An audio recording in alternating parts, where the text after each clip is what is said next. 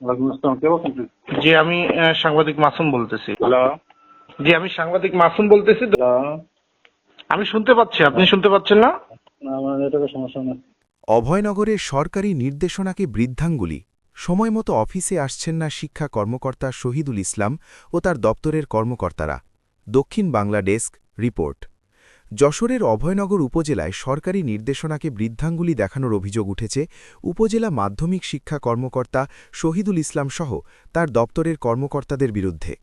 অভিযোগ রয়েছে, মন্ত্রিপরিষদ বিভাগ থেকে জারি করা নির্দেশনা অনুযায়ী সকাল ৯টায় অফিসে উপস্থিত হয়ে সকাল ৯টা ৪০ পর্যন্ত নিজ নিজ দপ্তরে থাকা সকল সরকারি কর্মকর্তা ও কর্মচারীর জন্য বাধ্যতামূলক করা হলেও সংশ্লিষ্ট দপ্তরে তা মানা হচ্ছে না।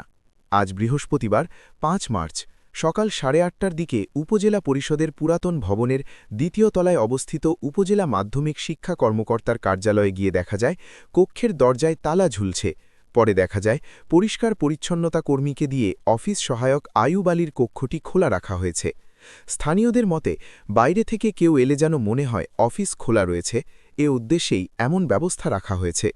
স্থানীয় সূত্রে জানা যায়, উপজেলা মাধ্যমিক শিক্ষা কর্মকর্তার কার্যালয়ে প্রায়ই নির্ধারিত সময়ের অনেক পরে কর্মকর্তা কর্মচারীরা অফিসে আসেন।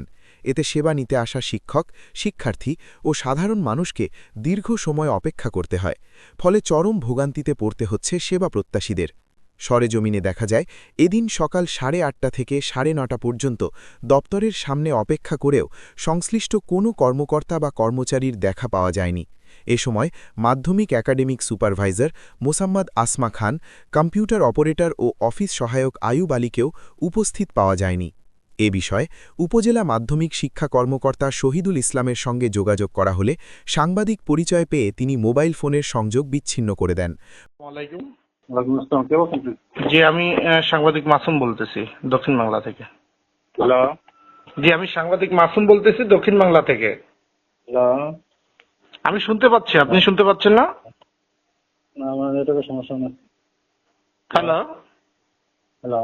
হ্যাঁ, আমি শুনতে পাচ্ছি, আপনি কি শুনতে পাচ্ছেন না? পরে একাধিকবার চেষ্টা করেও তার সঙ্গে যোগাযোগ করা সম্ভব হয়নি। এ বিষয়ে জেলা শিক্ষা কর্মকর্তা মোহাম্মদ মাহফুজুর হোসেন বলেন, সরকারি নির্দেশনা না মানার কোনো সুযোগ নেই। কেউ যদি তা অমান্য করে তবে তাকে অবশ্যই এর জবাবদিহি করতে হবে। এটা তো সবার জন্য, শুধু ওনাদের জন্য না, সারা বাংলাদেশের সকল কর্মকর্তা কর্মচারীদের জন্য ৯টা থেকে ৯টা ৪০ অবস্থান করতে হবে। এটা আমাদের ২-৩ দিন আগে একটা হয়েছে, ২ দিন হলো হবে। এটা ওনাদের ওটা পালন করতে হবে। এটা কারণ কর্মচারী বিধি আছে, হ্যাঁ, এটা কঠিন বিধি, এই বিধির মধ্যে পড়ে যাবে তারা। সে যেই হোক, সে আমি হই বা ডিসি হোক বা আর যেই হোক, বুঝছেন না? কারণ আইন তো সবার জন্য সমান, যেহেতু সরকারি ভাবে এটা নির্দেশিত, এটা সবাইকে পালন করতে হবে। যেহেতু কেউ পালন না করে তার জন্য সে দায়বদ্ধ হয়ে যাবে। যদি সরকার একটা আইনটা মানতে হবে, আর কেউ যদি না মানে সে আইনের দায়বদ্ধতা তার কাছে যাবে। এই সত্যের সন্ধানে দক্ষিণ বাংলা।